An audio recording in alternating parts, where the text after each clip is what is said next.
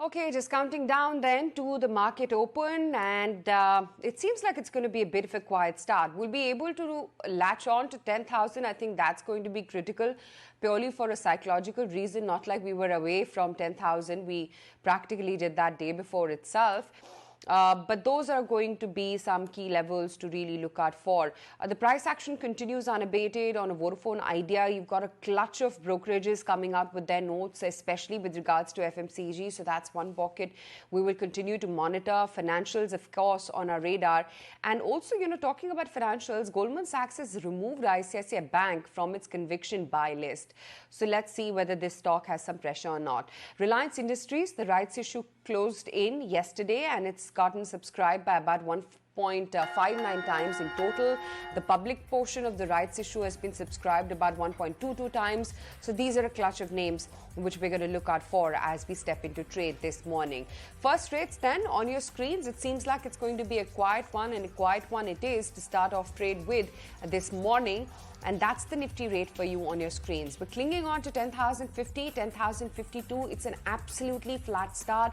Flat it is for Reliance Industries as well, as the rights issue goes by, and rather successfully. Well, there was no denying that one. The broader market, I have to say, at least on the first flash, is actually outperforming the benchmark indexes. That's why you're seeing bigger traction come in.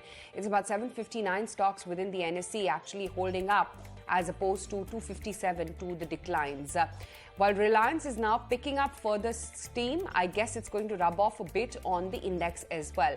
Tech Mahindra holds up, Maruti up in the green, HDFC Bank is seeing green. ITC is a very steady performer today. That's holding up roughly about 1%. Axis Bank is down 1.5%. I want to quickly check in on what an ICICI Bank as well is up to. That stock should come up for you on your screens next. So these are a couple of names which are going to be of interest. Of course, the other ones are BPCL, which should be reacting to its earnings this morning. That's going to be another stock that we are going to be looking out for as we step into trade today. Besides BPCL, a couple of other names that you may want to look out for. You've also got Aurobindo Pharma, remember, wherein the profits jumped about almost 45% in the fourth quarter. Good revenue growth as well. In any case, the tide seems to be favoring the entire pharmaceutical space. So look out for this one as well. And it's going to be important for Bharat Forge today. North America Class 8 truck orders are up on a month-on-month basis, but a decline on the year-on-year basis is what we've seen. So that's another stock to look out for. It's a tentative start, Nikunj. Let's only hope for the best and try and predict that the weather is going to be good. What happens next is much like the cyclone.